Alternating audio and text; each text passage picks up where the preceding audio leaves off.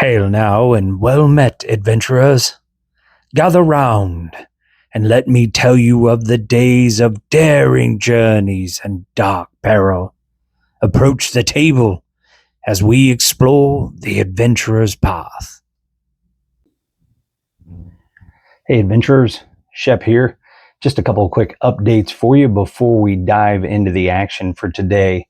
First, just want to let you know by the time this video releases, so if you're seeing this, the source book on downtime and carousing should be out and available at DriveThruRPG. I'll have the link down in the show notes so you can check it out there. Really excited for this product. I think it'll give you some fun options of things to do for various character types while you're in town.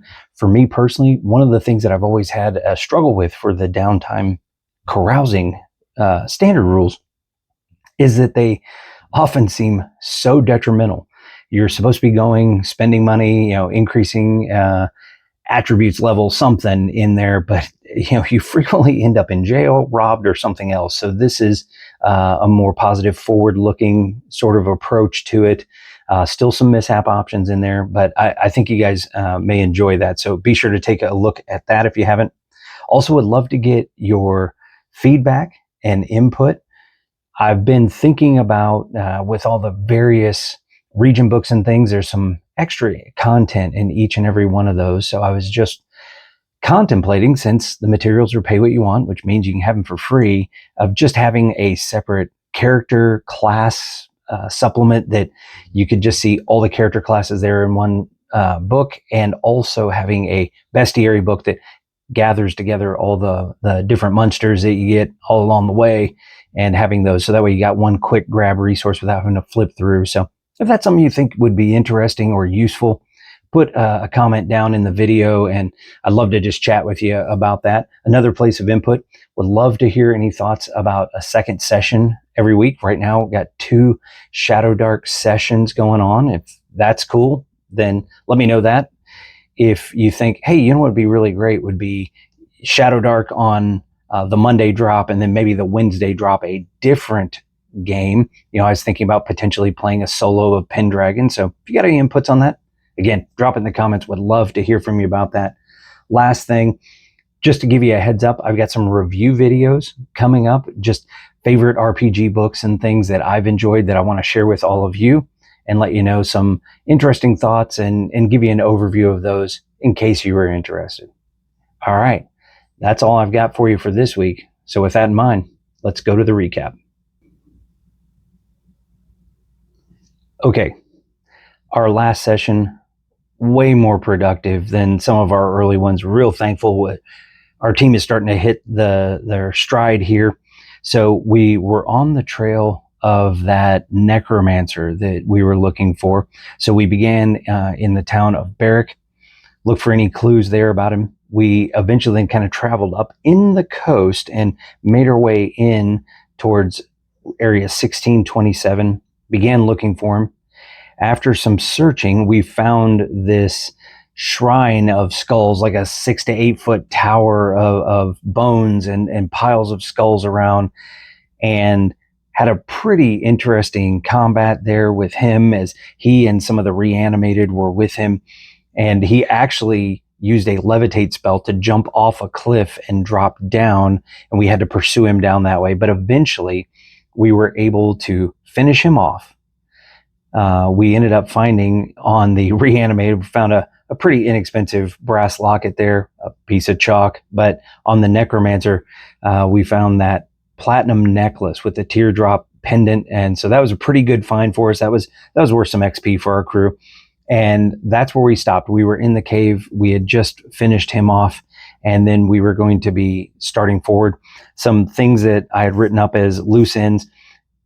Obviously, Chorus is not going to want this guy still laying around, so he's going to want us to go back up to the top of the cliff and set up a funeral pyre of some kind, and just to scatter the ashes of this guy, do a ritual. And so we're going to end up doing that to make sure there's no chance this guy comes back. And then I was thinking about some things, and we're going to plan to head into Hex 1626 and head towards the town of Holloko, which is to the west of where we are immediately. And I was doing some looking ahead, kind of switching over to my GM hat and trying to think what would be kind of interesting. So I've got some thoughts, I've got some plans for our session today. We'll just see if the narrative and the dice cooperate or not. So that's the plan. That's the recap. Let's go to the table. Okay, so here we are at 1627. As I mentioned in the recap, we're going to work on bringing the necromancer back up. The group is going to perform a ritual. Of course, it's probably going to do kind of a sealing, a purifying ritual over him as we place his body and even the body of the reanimated, the two that we defeated up here up top, put them all on a funeral pyre. Going to light that and make sure that that's all taken care of. So they'll spend a good part of the day doing that. While they're doing that, though, that's going to take some time. And so we're still in a risky environment. So we're going to need to make some random encounter rolls. So we'll just assume that all total, in order to gather the materials, get the guy up there, and then actually to have the pyre burn, it's going to take 4 hours, let's say. So that'll be 2 checks. So our first one, wow, right out of the gate, we already end up with our first random encounter. So we'll assume the body is back up top. We're working, there was some sparse trees, if you remember from the encounter. So we're, pulling limbs and building things up and trying to get this set. And that's when our encounter is going to happen. Let's see what happens. 5.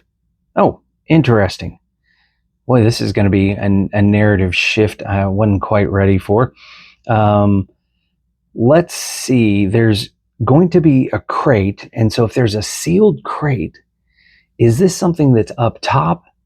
Or is it something that's just washed up on the shore down below? Well, let's not spend a lot of time thinking too hard about it. Let's let the Oracle figure out. So the question for the Oracle is the crate up here or down below? So let's ask it this way. Is the crate down in the surf, like it's washed up as part of a shipwreck? And that's probably more likely. If it is up here, maybe we would have seen it already. So we're going to give advantage on this roll for the crate being down there. Definitely is. Double 19s. So the crate is down below. Now the question is, did any of our guys spot it? We'll make this a DC 15. Yeah, a DC 15. They're working up top here. They're not really paying attention down below a ton. They're up on top of the cliff. So let's just see if anybody spots this. Oh, yes, we do. We got a pair of 15s and an 18. So perhaps there is this clunk, clunk, clunk, clunk, this knocking sound that ends up coming from out just at the edge of hearing, and it draws their attention, and they try and figure out where it is and eventually wander the cliff and find this crate down there.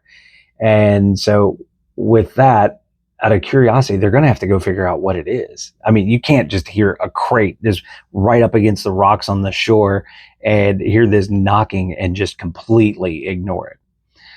So with that, we're going to leave Chorus up here. He's going to keep preparing the ritual. The other two are going to go down below to check it out, make sure what's going on here. So they're going to climb back down the rope. Since they can take their time, we're not going to worry about a check. They're going to get down to the rocks. Now the question is the thing here in the crate hostile, or is it something that's vulnerable? Let's just ask the Oracle. Because this is one of those things, I could figure up some narrative and things like that, but this is also one of those places that as the player, I don't want to do the GMing too hard on it. So I want to just be surprised by it just as you would be. So let's ask the Oracle, is the thing in here hostile? And we'll just make it an even check. Ooh, it is. It is hostile. There is something inside of this crate that is hostile. So it's going to be dangerous, whatever it is that we're finding in here. The question is, what would it be? What has made its way in here? You know, if it's a crate maybe that came off of a ship, maybe the thing that has gotten in here, maybe this was a shipping crate of something, maybe there was food or some other resource, and what has clambered in here is what's classic on a ship, rats, something like that. And so maybe something like a dire rat has made its way in here. It kind of ate at the bottom corner. It ate at the bottom corner of the box. It got itself into this crate, started eating. And then when the crate ended up overboard for whatever reason, now its opening is down in the water, and it's not going to go down in the water. So it's stuck up in here and it's banging and thumping, trying to get its way out. And so I'm going to go to the classic Shadowdark book. I'm going to pull up the old dire rat here. Let's see. I don't want it to be a nothing encounter if we're going to stop and do this. So we're going to find out what kind of rat encounter is good for us here. A dire rat is a level 2. A rat swarm is level 6, which is very, very interesting. Because we could do like a couple of dire rats in here, could do a couple of giant rats, but we could also just do a rat swarm, which would be awful, just intensely awful.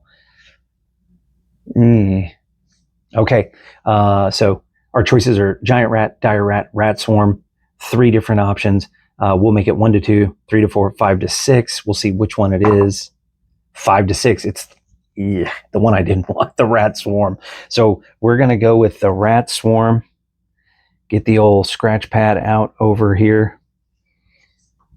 And so with the scratch pad in play, we've got Naso, we've got Ratha. We'll have our rat swarm right here. Let's check some initiative. Okay, Ratha, 4. Naso coming in. That's a total of 21 for him. Rats, an 11. So we're going to end up with Naso, the rat swarm, and Ratha. And so what we're going to have happen is the guys are going to come up. They're going to hear this knocking, this movement. They're uncertain of what it is, but inherently curious. And so they're going to get a pry bar on it, begin working their way up and crack the lid. And as soon as that lid comes up just enough, they don't even get it all the way off, the rat swarm begins to move out. And maybe the reason the initiative comes the way that it does, which is in that order, the reason it comes this way, maybe Ratha's the one kind of prying up on the crate. So he's got his hands on a breaker bar or something. He's pushing down on it. The rats begin to swarm out. So Naso has hands free. He's the one ready to act. He quickly goes, that bastard sword just cleaving right up and in. And so he's going to take the first shot on the rat swarm. It's armor class 10, so should be a fair chance to hit. Oh, gets a 10 with all of his pluses. And so that is a D10 damage with that. Starts off with a 1, plus 1 from his skill set. So he's going to put 2 damage on the rat swarm.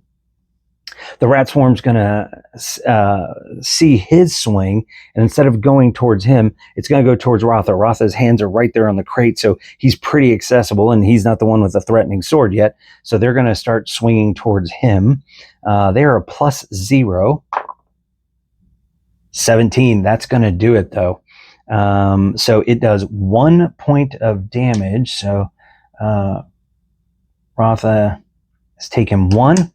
And he's got to make a DC 9 Constitution check. Con's his best stat, so hopefully that goes well. 12, yes. So that's an easy check for him.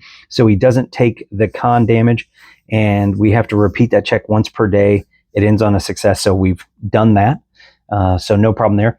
Ratha just drops the bar out into the water, draws his sword, pulls the shield up off of the back, and he's going to go to town. He's going to start swinging here. 8 with his pluses. That's definitely going to be a hit.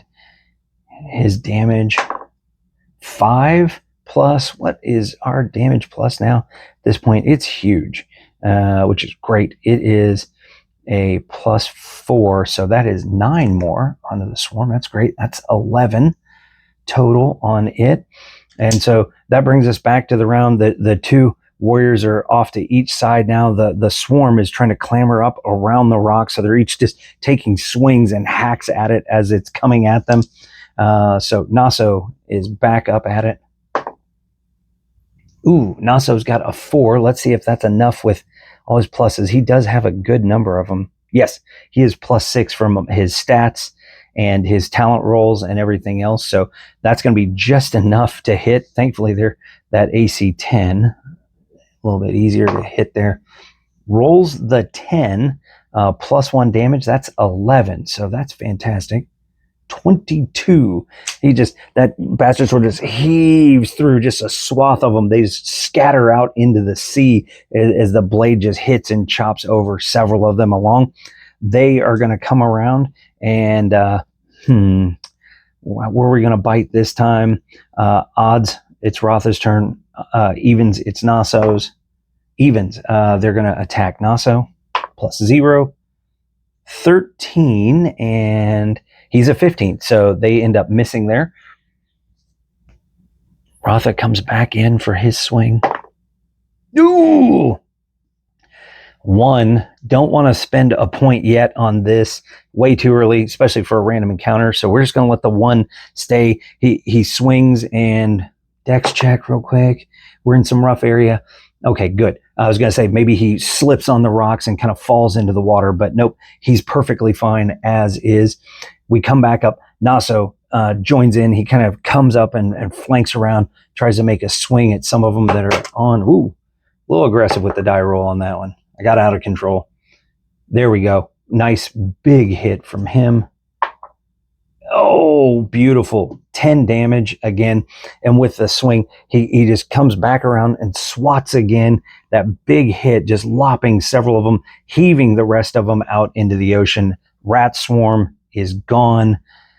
Whew, all said and done. Now, normally, a lot of the random encounters, I've been bringing down that percentage chance to find treasure and stuff, kind of cheating it down to 30-40% because, they're wandering monsters, things like that. And this didn't make sense to a lot of treasure potential, but this is a crate off a ship. So normally it's about a 50% chance to find a treasure on a random encounter. But this one, I actually want to bring it up to 60.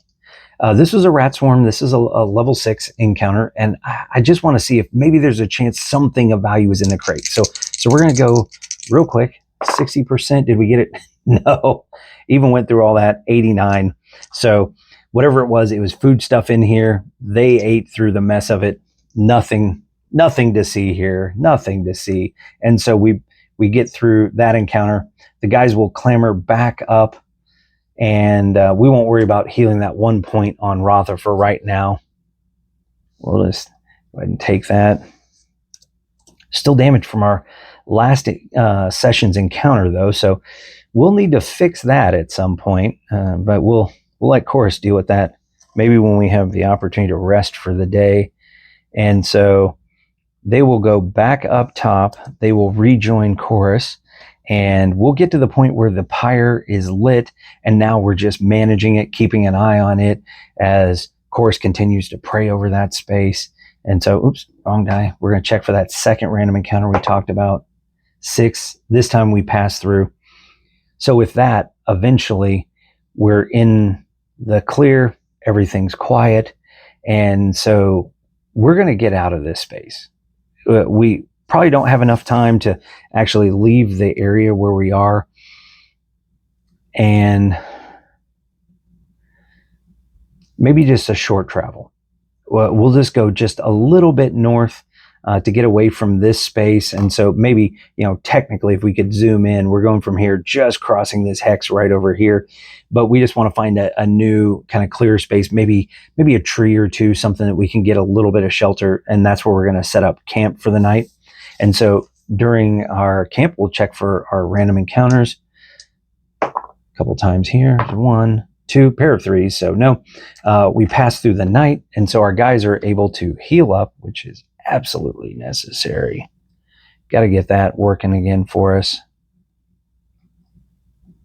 was really hoping, since that was a level 6 monster, I was really hoping we would find treasure on that one, but sadly no for today. So here we are. We're going to travel right next door. You know, everything's right back behind us. So we're going to try and travel right here into 1626 because our goal is to make it straight into Holloko. So first thing that we need to do technically is make our navigation check. So technically we're right about here. So do we wander more up to the north since we drifted this way, or are we going to head that way? So let's check our navigation. 11, we make the check. So we're going to end up over here in 1626. This is great.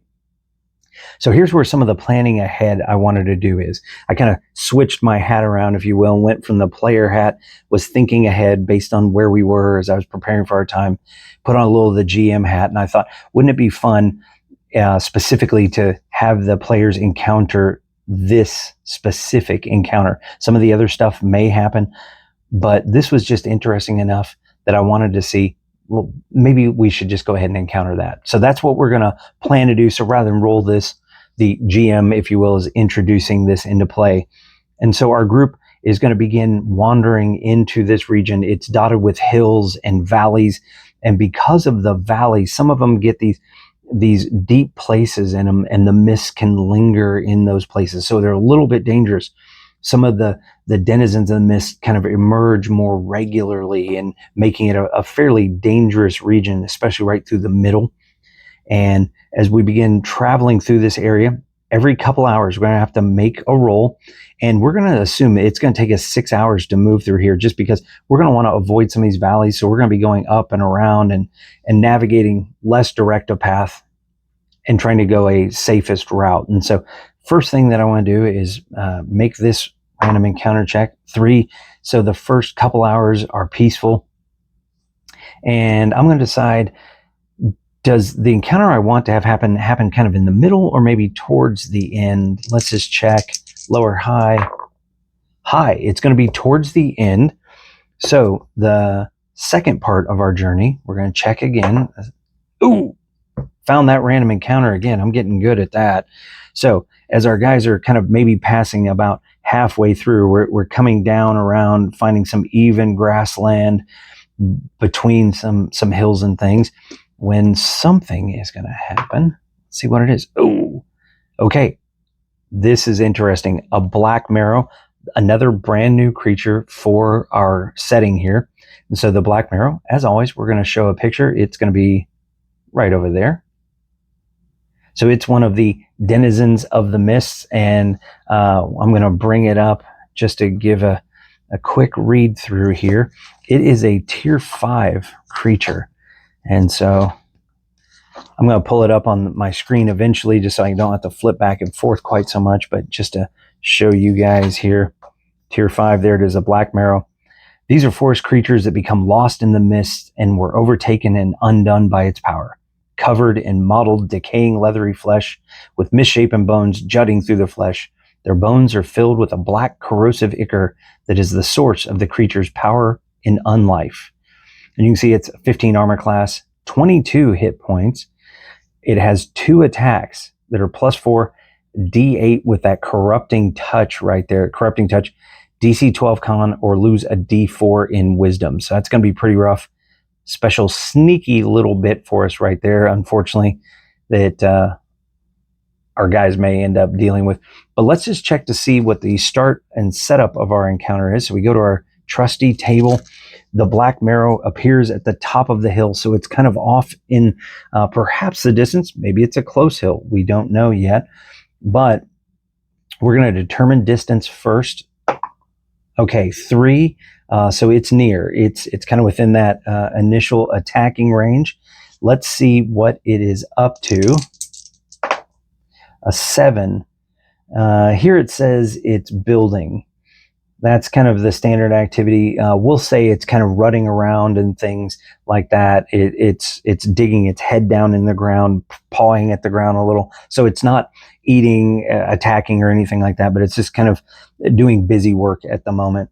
And what is its general reaction at the moment when it sees us? it's going to be automatically suspicious.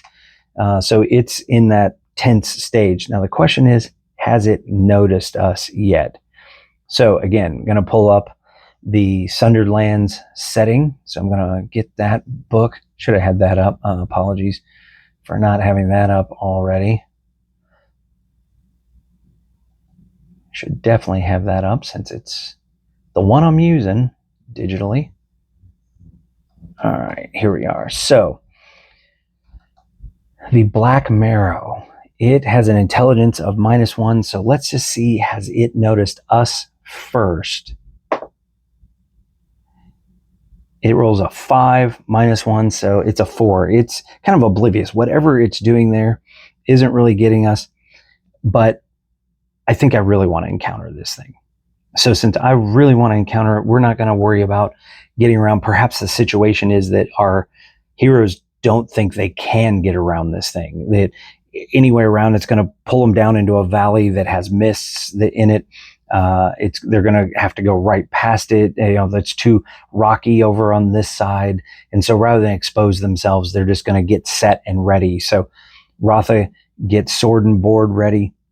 Naso, two-handed grip, set and ready.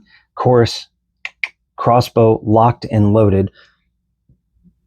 And so Chorus is going to take that first shot with the crossbow to maybe get that freebie in at the target and see what we can end up doing with that.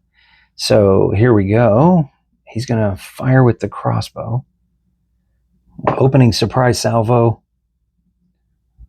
Natural 20. That's the way I love to see this happen. So Chorus fires. Come on, buddy. Let's get a big shot. Start us off right. Well, it's something. So it's a freebie. We can't complain about that. So it is 2. We're going to go 4 damage with that. And now we turn back over to the initiative. And so Chorus, Rotha, Chorus, Naso. Get in there. Get in there. Oh, it was almost a 19. That was almost so good. Okay, so there's Chorus.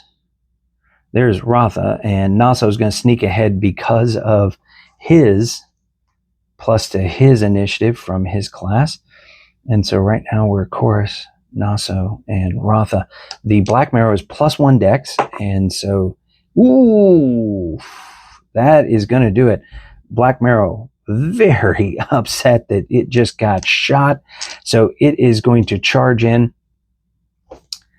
Naso and Rotha are in the lead. Chorus is shooting between them. So this creature is going to rush in at them, and it is going to try and attack a gore at each of the 2 fighters that are right there on the front edge. So the attack on Rotha first is 11 + 4. Miss. Love that.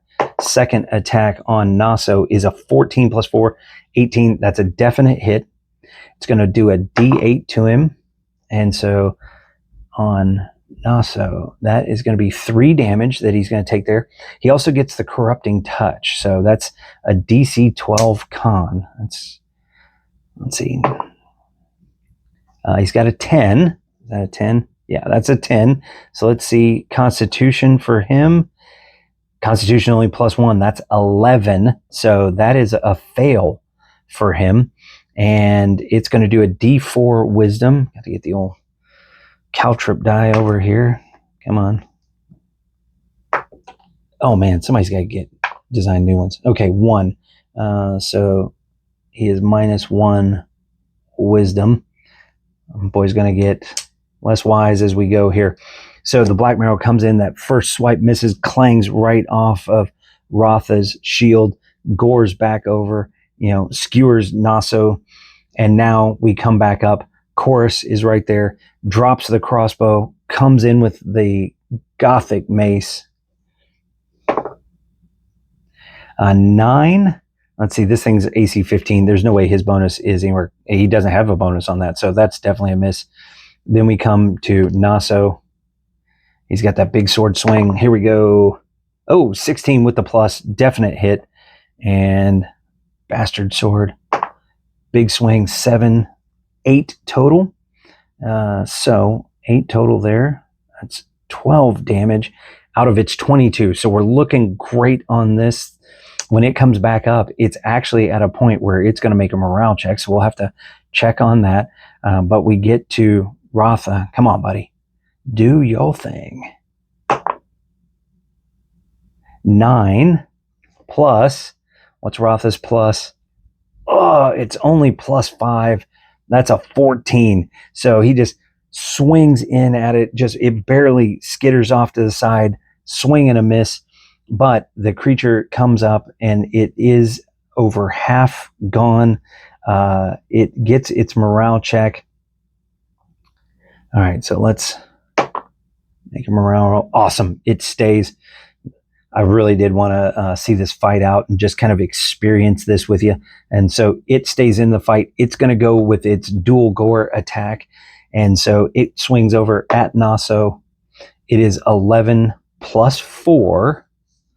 And so that 11, yep, plus 4. Naso 15. That's a hit again. He's going to take another one. 2 damage again. Damage not too bad.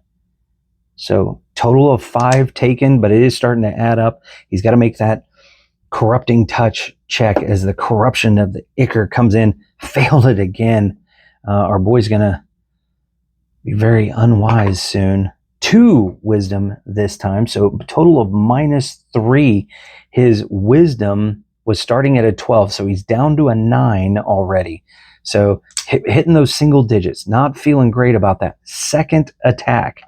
He's going to double up on Naso. This is the guy who just put that powerhouse swing on him. So he's going to focus in. 3, that's a miss.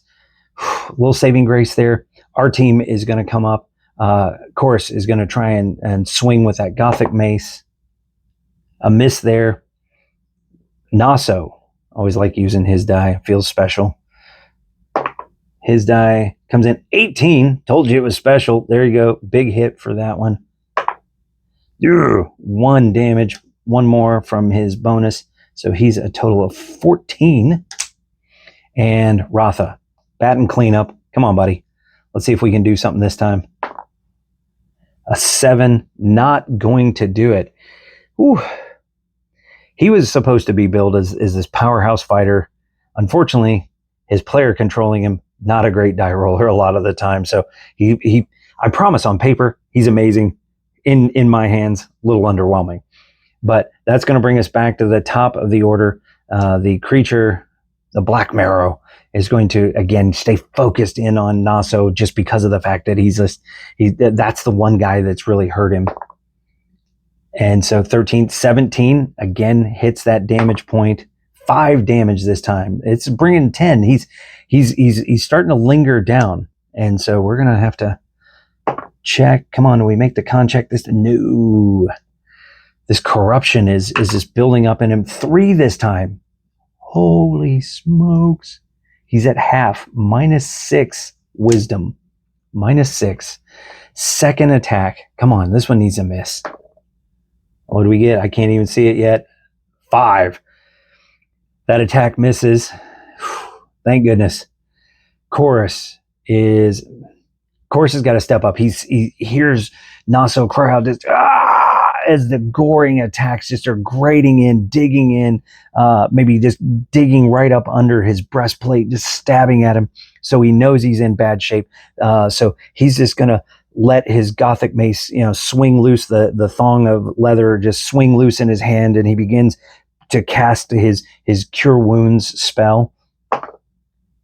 Oof, that's a 4. That is not going to do it. We're going to go ahead and spend our first luck token of the day. See if we can get this spell off. A 4 again. Cure Wounds does not go off. So that is going to be a luck token. Very poorly spent over here. And by the way, one of the updates that I would give you, I love watching the Glass Cannon Network play through Shadowdark. I think they're doing an amazing job. One of the things that they do that I really like is that a spellcaster has to at least get a spell off once successfully before they lose it. So even though he did not cast a spell this time, it's not gone for the entire day until he at least casts it once. So it's still in the bag just in case we need it after the fight, but it did not work that time. We do come to Naso now. He's feeling desperate. He's got to get something happening here. Ooh, what a bad time. He's got that 3. He is not going to hit with that. He's going to have to spend his first luck token. We really need to get this fight to end. He's going to reroll. A 1. Oh, man. Hard result. But Naso misses. Brings us back to chorus. Let's put that one down for a minute. That's just turning south on me. Ratha comes up. Come on, buddy. Do some good. 8 plus 5 is only 13, so it's a miss. We're striking out at slow pitch over here. Not doing great. We come back up. The Blackmarrow is going to attack again. It's got an opportunity to finish its victim. And so it comes down with a 6 plus 4. It misses. It just rears back up on its hind legs. It's pawing in the air. It charges back in with its head. A 1. Yes. It misses again.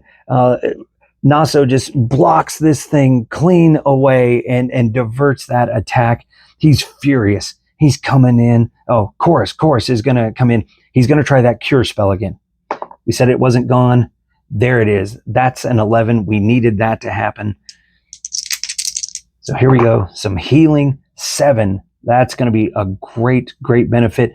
Naso is still down 3 because of that. But that is a huge benefit there. Now, Naso in fury. Die, foul beast! And big bastard sword swing coming through. There it is. Natural 20. That's exactly what I wanted to see happen. Love this. It's only got 22 left. Do we roll? Or just say, yeah, he did it. I think he's earned it. So we're just going to say he did it. He finishes off. There's 8 points left. We're going to do double damage, minimum 2. And so I'm not going to do it. We're not going to roll. He just cleaves. The head comes clear off of this thing as this sword just swings right through. But unbeknownst to our guys, unfortunately for them, it has violent demise.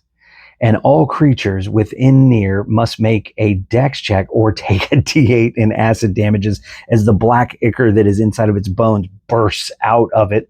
And so we're going to have each one of the guys check. Ratha, Chorus, Naso. It's a DC 12. Only Chorus has a bonus, I think. And so let's just see. Naso makes it pure. Ratha makes it. Chorus, my man, who's actually got the bonus, rolls a 1, so he does not make it. He was over there so focused in on casting that healing spell and getting that off that he didn't even pay attention to what this thing's body was doing when it was shaking. And so he's going to take 6 damage. Ugh. Chorus takes 6 off of that. Woof. That was a big deal. And this thing just explodes. Bones and leathery flesh just explode everywhere. Black ichor splashes up on his arm, and he yells, and they get some water on it and begin rinsing it off and trying to get it clean off of him. And with that, the encounter comes to a stop. Let's check to see if there was a treasure in this. I haven't gotten any good treasure in a while, so we're just going to leave the normal 50% on this. And, we did. 10. So we found some treasure. Thank goodness. I've been too mean to my heroes. I have not been giving them any goodies, which is going to keep them from going up in level. So we're turning to the treasure table book, which you can find on Drive-Thru RPG. So treasure table, 3, 4. Nope. We were a tier 5 monster. So we're going to roll over here, see what we can come up with. 7. So we're getting a type E. I think that's just going to be some valuables and things like that. Nothing magic or anything, unfortunately. E, yes, definitely valuables and jewelry. So type E. Type E treasure gives us a 30. A gold torque with a wolf with ruby eyes. Oh, so it's a gold torque right around the neck, and maybe there's, instead of just like a ball or a weave at the end, there's a wolf head with just small ruby eyes on each side. 120 gold piece value though, so that's legit. We're gonna write that down. That is really good.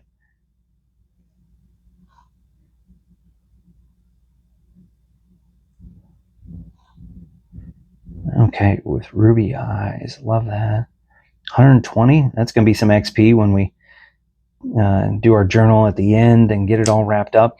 Perhaps as we were coming up on it, we talked about the fact it was digging in something it was doing. Maybe it saw this and it was just kind of pawing at it. It had been laying there on the ground. And so that's what had its attention when we first came up. And here we find it just glittering in the ground as we kind of finish this thing off. So we've got a moment of pause. As we pause, Chorus is going to go ahead and try and do some initial healing. He's just distracted, that arm burning. Kind of reminds me of Hudson in Aliens. He gets that burn on his arm when the one blows. Kind of feels a little bit like that. So Chorus is going to try that healing check again on himself. He succeeds. He was down, if I remember right, he was down 6. So we need a good roll here. Oh, tosses double 6s. That's a way. When it's him, you know, he's dialed in. He's dialed in on that sort of thing. Naso still feels bad. Still looks a little green around the gills. So he's going to go ahead and he's going to hold off. He's going to leave Naso at that -3. He's already done healing on him. Let's not push our luck. So we're just going to continue on for the moment from here as we move away from this space. We had talked about the fact that we really wanted to encounter this. So as they come around another hill, they begin to hear a horn off in the distance. This soft this fades along the hills. Some time passes as they continue hiking. They kind of turn their ear towards the sound. What was that? And they continue hiking. And it starts sounding louder. It's getting closer every time. The question we're going to have, just because I like I said, I did a little pre-planning, wanted to think through the encounter so you guys didn't have to watch me have to wrestle this all out in real time. But there's something about the number of times that the horn sounds that's going to matter. And so what I want to find out is how many times will the horn sound before they are able to see what that source is. So we're going to know that it is a minimum of 2. So whatever the dice roll is will be an addition. So there's 2 there. So we've already heard it twice. It's going to go 2 more times. And so every time it's going to be a bit closer. So I'm going to keep track of the horn here. So the horn has gone off 1 time, 2 times. We continue traveling. Here at that 3rd time, kind of round and come up over a hill. We hear it the 4th time. And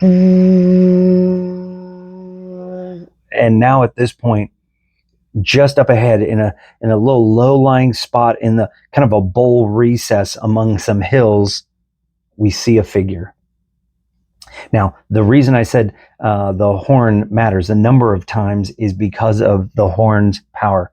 And so for this encounter, it's like, what is making the horn? That's a curiosity. And so did a little thinking, and what I came up with was a figure that calls itself the Leper King.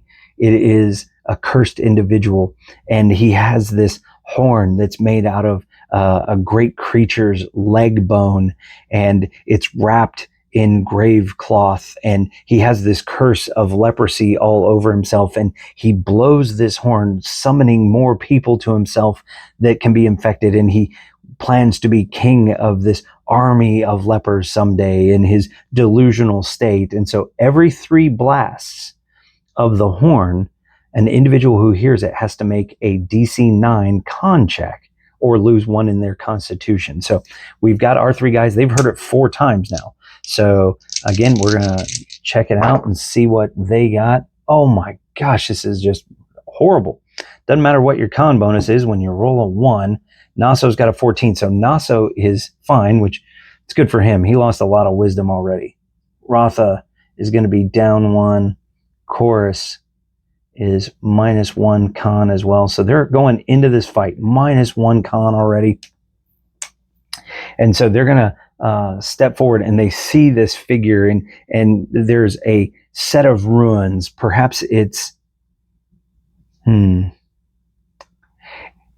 It's a set of stone slabs scattered around. There's some pillars that are knocked over, some crumbling wall. It's the ruins perhaps of an old shrine that's set in this, what was probably once a nice serene bowl in the middle of this valley. And now he has claimed it as his home for corruption. Maybe there's a campfire in the middle and some ratty sleeping mats scattered around. And so here stands the Leper King, and he has a group of his lepers around him, and we'll see how many he has. 4, more than I thought. So we're going to say there is the Leper King. There's Leper 1, Leper 2, Leper 3, and Leper 4. So we've got them. And so what we need now is we're going to need our battle sheet.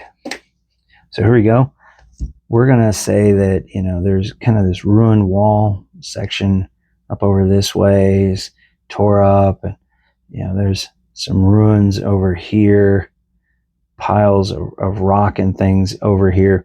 The Leper King is here. His campfire kind of radiates out of this space. There's a crashed pillar over here, some wall section, fairly significant wall section maybe that's left here. Yeah, I like this. Wall section left here, the topographical hill behind, and one over this way. Our guys are going to be coming up over this way. And so, let's see. Yeah, we're going to come up over a hill. And so, Ratha is usually taking the lead. Naso close by. Chorus over here. Leper King is there, sleeping mat, little pillow right there. That's what the icon on my map program shows, a little pillow blanket there. So, you got some of those. And then you've got, we'll just, instead of marking it that way, we'll just put 1, 2. They're just kind of sitting around, just kind of, Enom Shiva, well, Indiana Jones and the Temple of Doom for you there. And so the 4 subjects are around the king as he stands here blowing and blasting on the horn, summoning, and they're in their reviles. Now the question is has he seen us? No, he hasn't. He's bellowing on the horn. We've just barely crested over the rise and seeing him. We lay back down and just can get our heads right over the top of the hill, see him there. We can feel the evil in all of this. We can see the unnatural worship. As the group is wondering what to do, Chorus automatically knows what he wants to do. You can see him lock the crossbow back, load the bolt in. And so the other 2 wondering, is there any kind of sort of benevolence that might be going on here, something we don't understand? Chorus automatically sees this. He knows that this is unnatural, that there is something corrupting and evil that is happening in this space, and he wants it destroyed. So he begins to lock and load in. He draws his bead up, points that crossbow straight in at the Leper King, and he's actually gonna flank this way. There's some rubble right here, so he's gonna need the shot right across. So he's just gonna kind of scoot along the hill. He's gonna come in here, see if we can get that first shot off. Come on, buddy. He gets a 4, so no. The bolt goes over. It wings off of that pillar right there, but that unfortunately has warned him that we are present. And so that 4th horn blast gets just choked off as the crossbow bolt wings by. And in some kind of strange guttural language, he begins to point with a hook and crooked finger, bandages just hanging and draping off, and points towards the crowd at the top of the hill and orders his minions to advance and attack. And that's going to put us in initiative. So here's our crew here. Okay, so Ratha, Chorus is going to appear before him. Naso actually bringing up the rear this time. So we're going to flip back over. You just gonna have to watch me move some stuff around. We're gonna put the picture right there, and we're gonna place it after that one. I love using this tool. So that way it keeps some of my initiative stuff together. So they're coming into this space, and so for my initiative track, we're gonna have Chorus is first. Rotha in our group, and Naso is only at a 3. The other 2, so that'll be the guy, that'll be the minions. The guy goes on 4, they go on 3, so they're actually going to tie Naso, and the guy will go just before. So, as we go back into the arrangement, we've got Chorus, Rotha, the Leper King, and then we've got Naso and the Leper minions all coming in. And so that's going to be our order of fight. Chorus is going to just stop, reload, and he's going to fire again. No sense moving forward when you know what you want to do and what you're best at. 14, which is great. The Leper King has an AC of 13, so that's definitely going to be a hit. Crossbow shot is a 3. 3 damage to him out of his total of 18, so that's a great start for him already. Rotha is sword and board, and he is going to charge down the hill in towards the camp. He is going to rush in right to there and attack that one. We'll say this is, within that near distance. No sense starting battles way far away for guys like this when everybody's melee. So he rushes in. He's going to take his first big swing. 19, that's the way to do it. Long sword says 6 plus 4, 10. This thing is only 6 hit points, so that's going to be great. He comes in, the thing's kind of got its raking claws with swords, and it grabs at him, and he just bangs it away and just heaves across with that long sword, dropping this one instantly in his tracks. What a dynamic just first opening move as he comes in. Unfortunately, the Leper King sees him there. It runs under the cover of these ruins, away from these crossbow bolts that keep flying in at it, and it comes over and rakes at him. And it has one attack that is +3, it's that ragged set of claws in its hand. 10 plus 3, 13, not going to hit. Just bang, just a reverse block with that shield, drags those claws right across the shield, keeping them away from him. Naso and the lepers go. He's technically faster than them, so I'm going to resolve him first. And so Naso's going to rush down the hill. He's going to charge in right here at this one. Since they go at the same initiative, even though Naso's a little bit faster, I'm going to let them resolve. So if he does happen, that'd be a great deal. If he happens to finish this guy off, I'm still going to give him a return volley. So here we go. Naso gets a 12 plus, so more than enough. Big bastard sword attack. 5 plus 1, 6, just enough. And he comes through just pulling that backhand, double backhand, and just stroke right up across as it just parts right through the middle of this guy.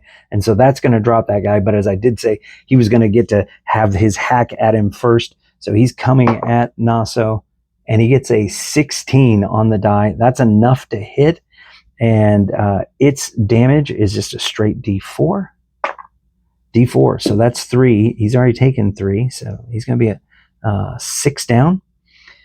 So just a little claw rake across the shoulder over there, and then that minion is going to go down as well. That leaves the other 2 minions, and we're just going to have this one come straight up on Naso. This one is going to go back up his king, and he's going to go straight here. So one on Rotha, one on Naso, one on Rotha first. Only a 2, so that's a miss. The big man with the board and sword able to block. An 8 on Naso, also a miss. And so with that, that's going to bring us to the end of the round. We're coming back to course. The target that he really wants is behind those stones, so he can't get the crossbow.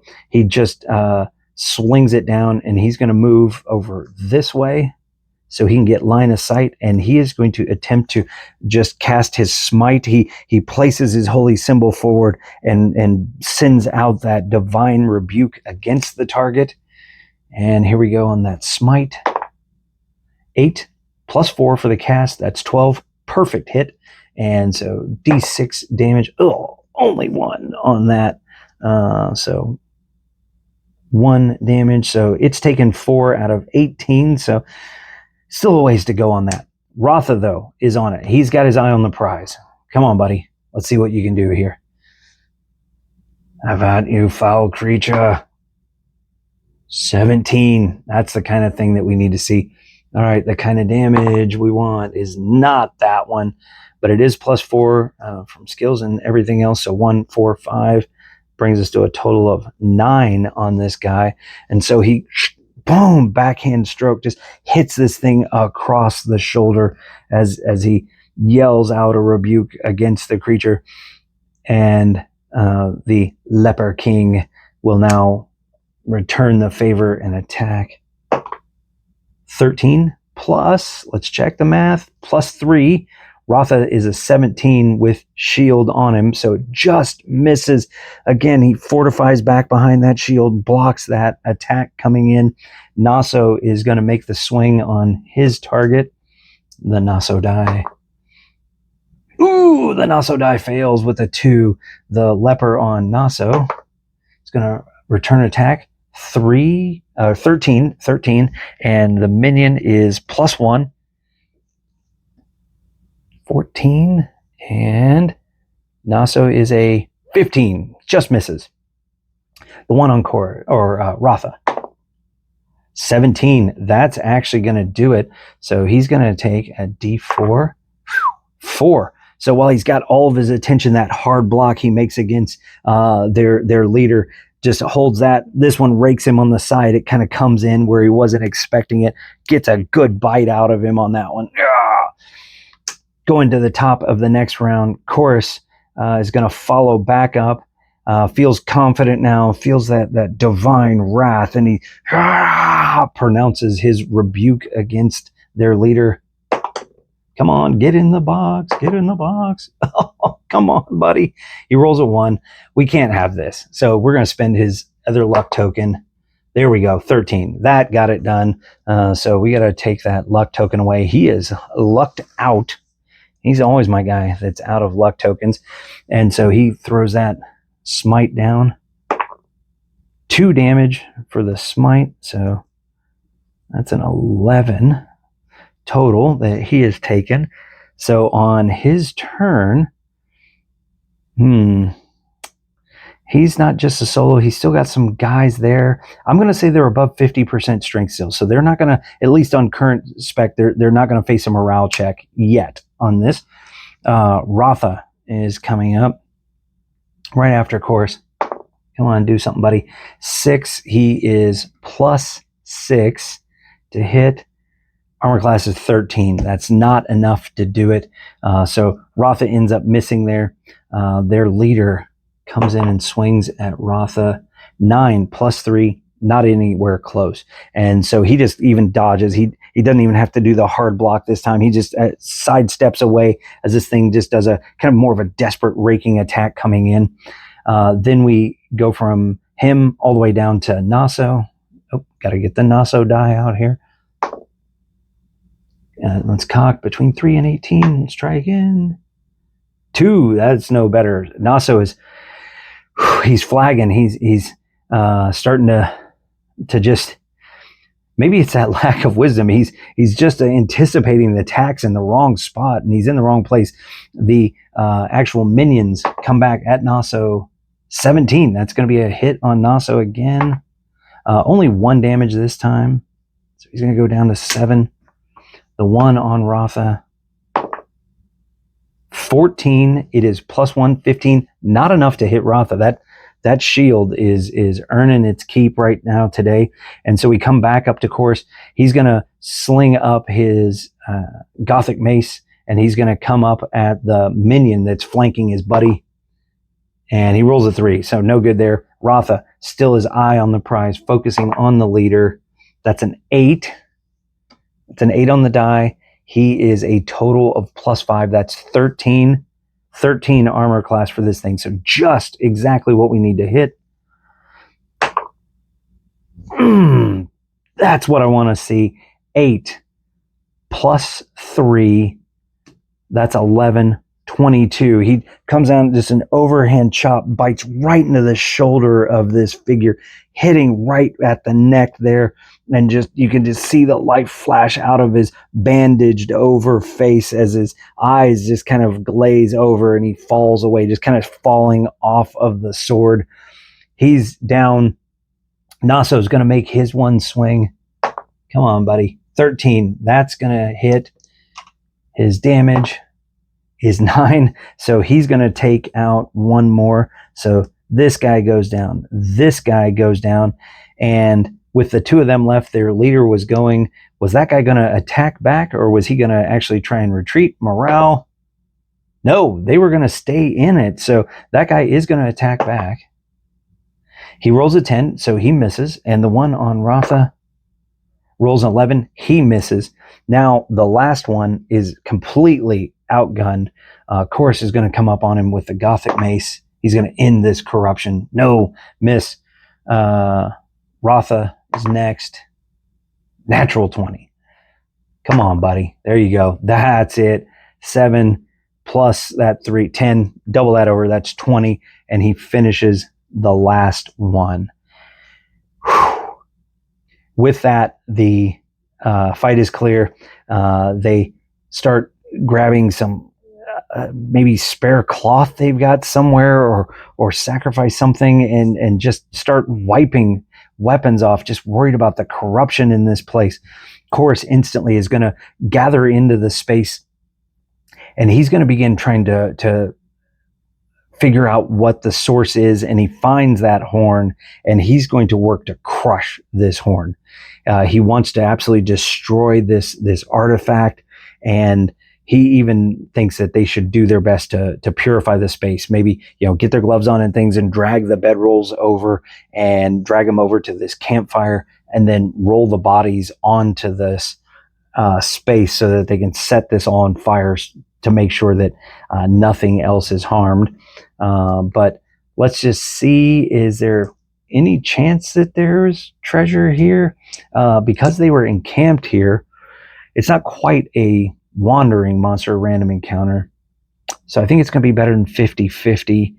We're going to roll twice for the level 1s, and because there were 4 of them, but we're just going to roll twice, and we're going to roll once for the leader. So the leader, and 3. So definite there, a definite yes. And we're going to give 60% chance the others had something on them because it's going to be pretty minor. There's a yes for one, a yes for the other. So we're going to have 3 potential treasure pulls as we're cleaning up this place.